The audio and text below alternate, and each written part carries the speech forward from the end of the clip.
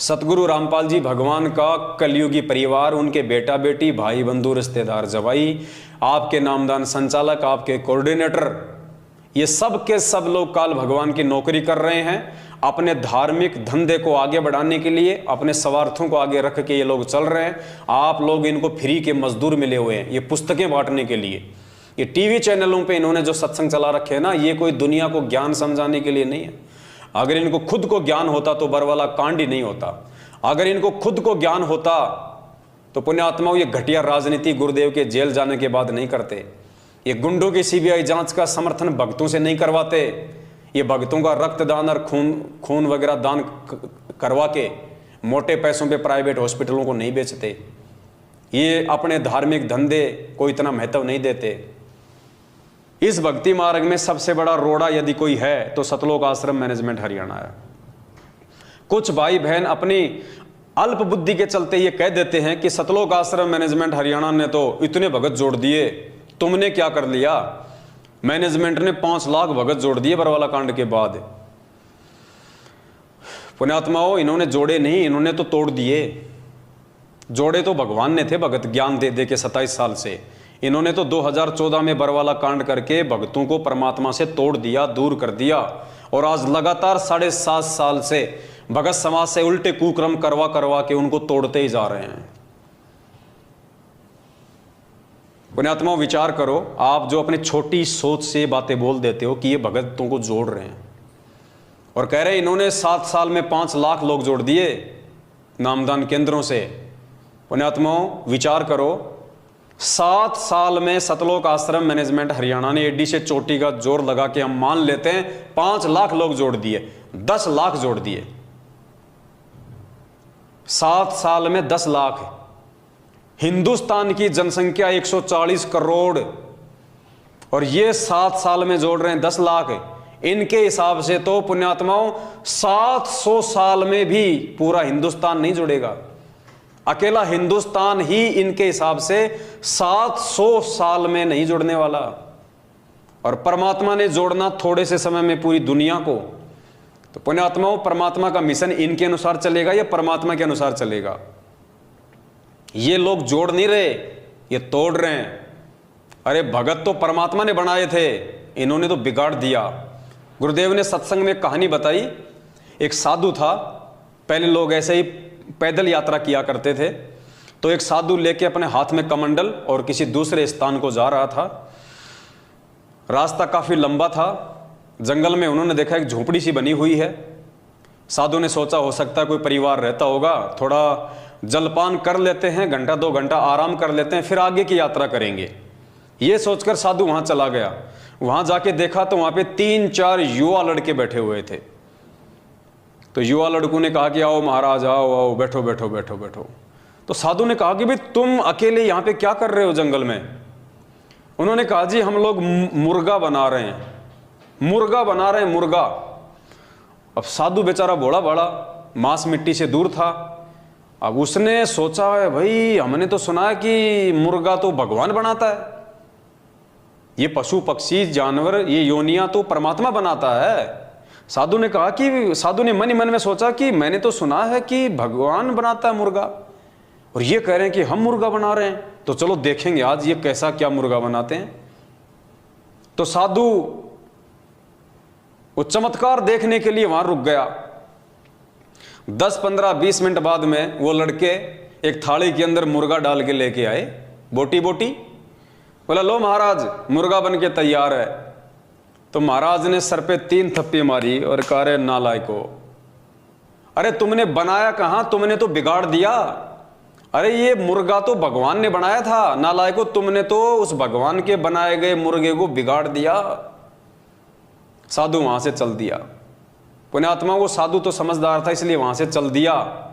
मैं कहता हूं अगर आज की संगत अगर वहां होती तो मुर्गे की बोटी बोटी खा जाती, नहीं छोड़ती, और कहती बहुत शानदार बनाया, गजब बनाया।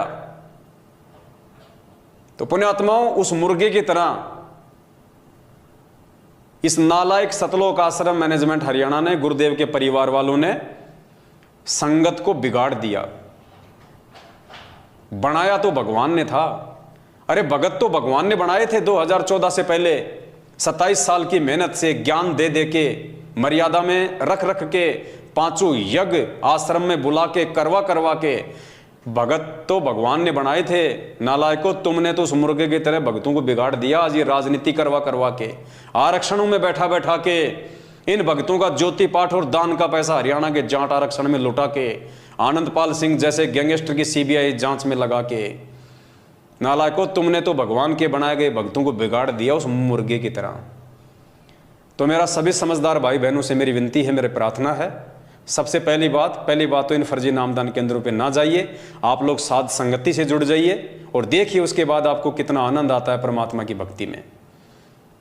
और फिर भी यदि आप इन नामदान केंद्रों पे जाना नहीं छोड़ते हैं तो उत्तराखंड की जो घटना है उससे आप लोग सबक लीजिए। और आप लोग यदि नामदान केंद्रों पे जाते हैं, आपकी बहन बेटियां जाती हैं, तो आप उनके साथ में जाइए, अकेले ना भेजिए, वरना ये मसाज कर डालेंगे। ये राक्षस लोग बैठे हैं, बाद में ना आप घर के रहोगे ना घाट के, आपकी इज्जत को सरेआम नंगा कर दिया जाएगा। और मेरे पास यदि वो वीडियो आ गया तो बची खुची जो इज्जत है फिर वो दास उगाड़ देगा, क्योंकि दास की तो ड्यूटी यही है। जो मंदबुद्धि प्राणी इतना समझाने के बाद भी, इतना बताने के बाद भी, भगवान के द्वारा इतना ज्ञान दिए जाने के बाद भी जो नीर खीर का निबेरा नहीं कर सकता, उनकी इज्जत रखने का कोई मतलब नहीं है। और एक व्यक्ति की इज्जत यदि बाजार में नीलाम हो रही है और उस नीलाम होती हुई इज्जत को देख के अगर हजारों भगत भाई बहन समझ रहे हैं, जान रहे हैं, तो पुण्यात्माओं, परमात्मा कहते हैं एक सेव को, जो गंदा सेव होता है ना, उसको टोकरी से उठा के बाहर फेंकने में कोई शर्म नहीं है। तो अगर इन जैसे एक आध भक्तों की इज्जत को अगर समाज में अगर उगाड़ भी दिया जाए तो समाज समझेगा, समाज जानेगा, पहचानेगा कि वास्तव में संत रामपाल जी की आड़ में क्या खेल चल रहा है। जेल में बैठे हुए संत रामपाल जी की आड़ में बाहर ये फर्जी नामदान केंद्र खोल खोल के अपने धार्मिक धंधे के लोग कैसे उनको बदनाम करने में लगे हुए हैं, कैसे लोग भक्तों के साथ में ऐसी ऐसी घटिया हरकतें करने में लगे हुए हैं, कैसे लोग भगत समाज की मर्यादाओं को तार तार कर रहे हैं। तो पुण्यात्माओं, समय नहीं है, विनाशकारी समय बेहद नजदीक है। बाद में रोओगे, पछताओगे। ये संदेशे बार बार नहीं मिलेंगे आपको आने वाले समय में, क्योंकि विश्व युद्ध छिड़ेगा। किसी का बाप नहीं रोक सकता विश्व युद्ध, खुद गुरुदेव भी विश्व युद्ध को नहीं रोकेंगे, क्योंकि आदरणीय गरीबदास जी महाराज जी के माध्यम से परमात्मा ने 300 साल पहले ही असुर निकंदन रमैणी में लिख दिया था, आवेगा काबुल से, आवेगा दक्खन से दीवाना काबुल का, काल किल किलियम गल है तुर्काना, किल किलियम ओतार कला, जीतन जंग झुंझुमला। ऐसा पुरुष आया कहता है गरीबदास, दिल्ली मंडल होई विलास नी कलंक राय। परमात्मा ने तीसरे विश्व युद्ध की भविष्यवाणी की हुई है। असुर निकंदन रमैणी का सरलार्थ पढ़ लेना इन चौपाइयों का, कि आवेगा दक्खन से दीवाना काबुल का, पढ़ लेना अच्छे से कान खोल के। पूरे विश्व में टहलका मचेगा, ज्यादातर मुस्लिम कंट्रियां आपस में कट के मर जाएंगी। अमेरिका, चीन और रसिया 90% इसका सत्यानाश होगा, नष्ट होगा। बचे कुचे लोगों को भारत शरण देगा। और ये सतगुरु रामपाल जी भगवान उस समय आएगा जब पूरी दुनिया में तहस नहस मच जाएगा, तहस नहस मच जाएगा। पूरे हिंदुस्तान में आर्मी शासन लागू होगा, मिलिट्री शासन लागू हो जाएगा, इमरजेंसी लग जाएगी, जो सन 1984 में पंजाब में लगी थी। भयंकर स्थिति होगी, दाने दाने को लोग तरस जाएंगे, दाने दाने को। गंदी नाली में अगर कोई टुकड़ा पड़ा होगा रोटी का, अपनी जान बचाएंगे, कुत्ते की तरह उठा के खाएंगे। परमात्मा ने 1720 में जब गरीबदास जी महाराज जी आए थे, उस समय वहां पे दुर्भिक्ष पड़ा था, अकाल। और गरीबदास जी महाराज जी ने अपनी वाणी में कहा कि उस समय दिल्ली के राजाओं के क्या हाल हो गए थे। 1720 की बात है, ज्यादा लंबा इतिहास नहीं है। परमात्मा कहते हैं, शहजादे मांगत फिरें वो दिल्ली के उमराव। वो शहजादे, राजाओं के लड़के जिनको शहजादा कहा जाता है, दिल्ली के बादशाहों की औलाद, कहते हैं शहजादे मांगत फिरे वो दिल्ली के उमराव। एक एक रोटी मांगते फिरते थे वो राजाओं के लड़के, राजकुमार, शहजादे। तो गरीबदास जी ने अपनी वाणी में लिखा है, शहजादे मांगत फिरे दिल्ली के उमराव, और जिन रोटी पाई नहीं जो खाते थे नान पुलाव। जो कभी नान पुलाव खाते थे ना, जो पनीर की सब्जियां खाते थे, परमात्मा कहते हैं उस 1720 के अकाल में अनाज की इतनी शॉर्टेज आ गई, वो दिल्ली के बादशाह भी रोटी का टुकड़ा टुकड़ा मांगते थे। और उसके बाद में सन 1877 में भारत देश में जो अकाल पड़ा, अंग्रेजों ने सारा का सारा अनाज अपने देश में ले लिया, भारत में भयंकर अकाल पड़ा। 1877 में जो कंकाल देखते हैं ना हॉस्पिटल में, डॉक्टर लोग रखते हैं नमूने के तौर पे कंकाल, वो स्थिति हो गई थी हमारे देश की। 34-35 करोड़ की जनसंख्या थी टोटल 1877 में, जिसमें से 5 करोड़ लोग भूखमरी के शिकार हुए थे, अकाल मौत मरे थे 5 करोड़ लोग, पेड़ की छाल तक खा गए थे उखाड़ के। और एक परिवार का मुखिया पूरी रात अपने परिवार का पहरा दिया करता था कि कहीं मेरे परिवार वाले मेंबर को उठा के कोई खा ना जाए। आदमी को आदमी खा रहा था, रातों को जाग के पहरा दिया करते थे लोग, कहीं मेरे बाल बच्चों को उठा के कोई खा ना जाए उनको कच्चा। पुण्यात्मा, वो समय आएगा तभी ये दुनिया संत रामपाल जी को परमात्मा मानेगी, वरना ऐसे जेल में बैठे हुए और देशद्रोह का मुकदमा लगे हुए संत रामपाल जी को कोई परमात्मा नहीं मानेगा। ये परमात्मा दुनिया को बंदर दिखाएगा। लेकिन सबसे विचारणीय विषय ये होगा कि उस समय उन मंदबुद्धि और बेबुद्धि भक्तों का क्या होगा जो आज साध संगति से ना जुड़ के अपनी मर्यादा तोड़ के परमात्मा से दूर होते जा रहे हैं। आप लोगों का क्या होगा उस समय। पुण्यात्माओं, ये बातें तुम्हें मजाक लग रही होंगी, ये मजाक नहीं है। 27 साल से भगवान चिल्ला चिल्ला के जेल में जाके बैठ गया, किसी ने नहीं सुनी। दुनिया के तो छोड़ो, आज खुद 90% उनके भगत उनकी बातों को भी यकीन नहीं कर रहे। आज उनके भगत उनको परमात्मा नहीं मान रहे, उनकी शिक्षाओं पे नहीं चल रहे। 27 साल से भगवान ने जो निर्मल ज्ञान दिया उसके विपरीत चल के अपने गुरु जी की धज्जियां उड़ा रहे हैं, उनके आदेशों की धज्जियां उड़ा रहे हैं। पिछले 7.5 साल से हम सत्सेवक भाई बहन चिल्ला चिल्ला के समझा रहे हैं कि मान जाओ मान जाओ।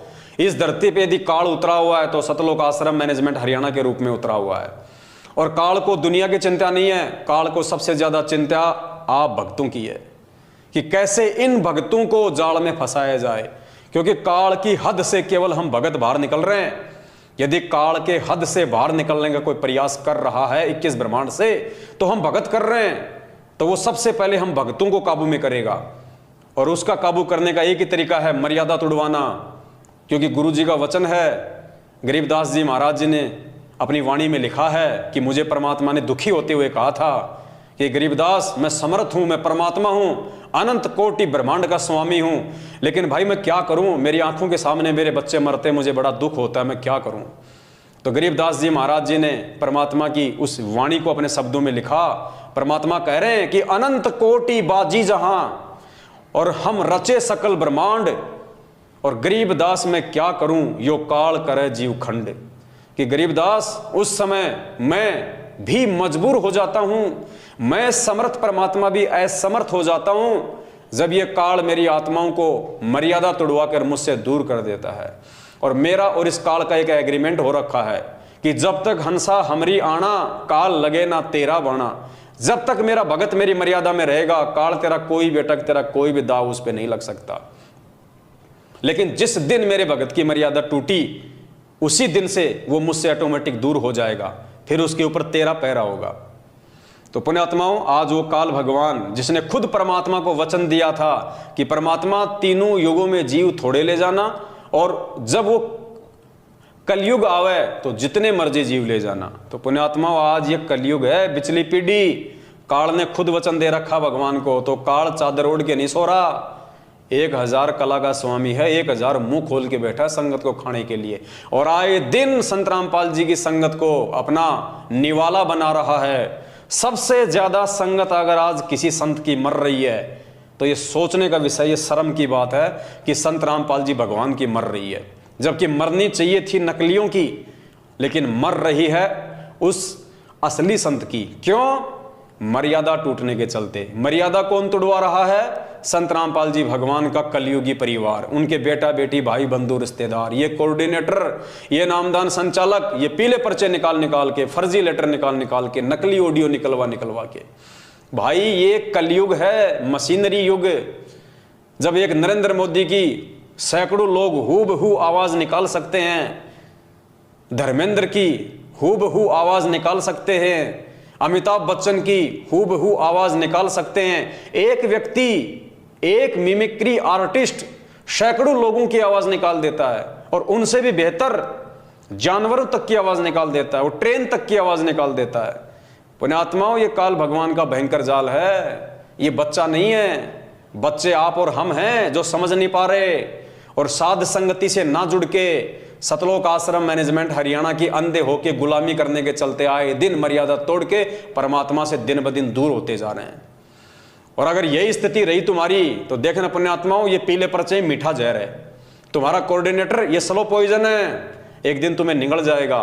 परमात्मा ने गीता अध्याय नंबर 2 श्लोक नंबर 53 या 47 पढ़ाया कि जिस प्रकार एक जलाशय गर्मी के महीने में धीरे धीरे उसका पानी कम होता जाता है, धीरे धीरे, और वो खाली हो जाता है, और खाली होते का निशान भी दिखाई नहीं देता।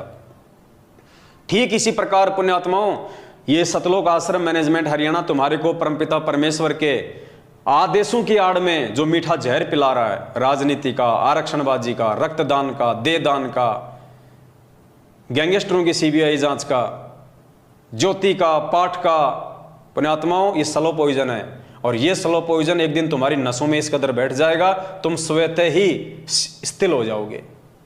तुम ना घर के रहोगे ना घाट के, और फिर कभी ना कभी काल भगवान के कहर का शिकार हो जाओगे, और पीछे से तुम्हारे नाम का एक पीला पर्चा निकाल दिया जाएगा, सतलोक चला गया, सतलोक चला गया, परमात्मा की आत्मा सतलोक चली गई।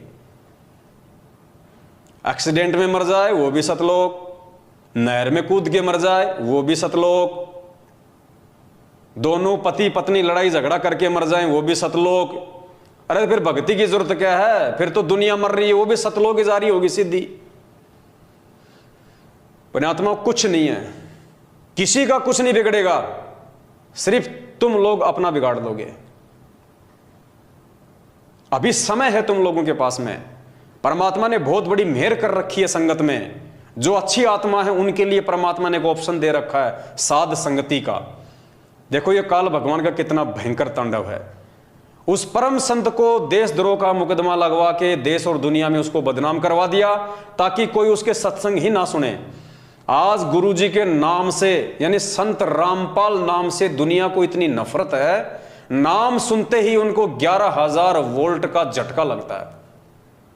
इतना बदनाम करवा दिया काल भगवान ने अपनी साजिश के तहत कि कोई उसके विचार ना सुन ले, कोई उसके सत्संग ना सुन ले, क्योंकि काल को पता है कि इसके सत्संगों में दम है, इसके विचारों में दम है। और जिस व्यक्ति ने संत रामपाल जी के विचार सुन लिए, सत्संग सुन लिए, तो आत्मा तो परमात्मा की वो फड़क जाएगी और मेरे जाल से बाहर निकल जाएगी, भगवान की शरण में आ जाएगी, मेरा निवाड़ा मेरे मुख से निकल जाएगा।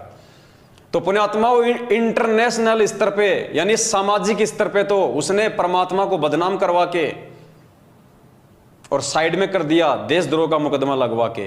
अब संगत में कोई ना समझ ले वास्तव में परमात्मा के सत्संगों को, परमात्मा के सत्संगों के सार को, इन शब्दों के सार को, गूढ़ रहस्यों को जो गुरु जी को परमात्मा साबित करते हैं, इस दास को उसने गुरुद्रोही घोषित करवा दिया। और आज इस पवन दास का नाम संगत में उतना ही बदनाम है, लोग उतनी ही नफरत करते हैं संगत वाले इस पवन दास नाम से जितनी जगत वाले संत रामपाल नाम से नफरत करते हैं। उन पे देशद्रोह का मुकदमा, मेरे ऊपर गुरुद्रोही का तमगा। लोग उनके सत्संग तक नहीं सुनते, इतनी नफरत करते हैं। संगत वाले मेरे वीडियो तक देखने से डरते हैं, इतनी नफरत करते हैं। ये काल भगवान का भयंकर षड्यंत्र है।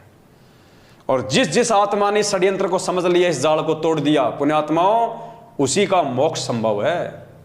ये बहुत भयंकर साजिश है काल भगवान की। तुम्हें बाद में पता चलेगा, जरूर पता चलेगा, यदि तुम जीवित रहे तो। अगर जीवित रहे तो तुम्हें इस हकीकत का भी पता चलेगा, यह सच्चाई भी सामने आएगी। लेकिन उस समय फायदा कुछ नहीं होगा, उस समय 0/0 फायदा। फायदा आज है अगर समझ जाओ तो, बाद में तो सिवाय पश्चाताप के आंसू बहाने के कुछ भी शेष नहीं रहेगा। इसलिए दास की विनती है, मैं तुम्हारा दुश्मन नहीं हूं भाई, मैं तुम्हारा भाई हूं।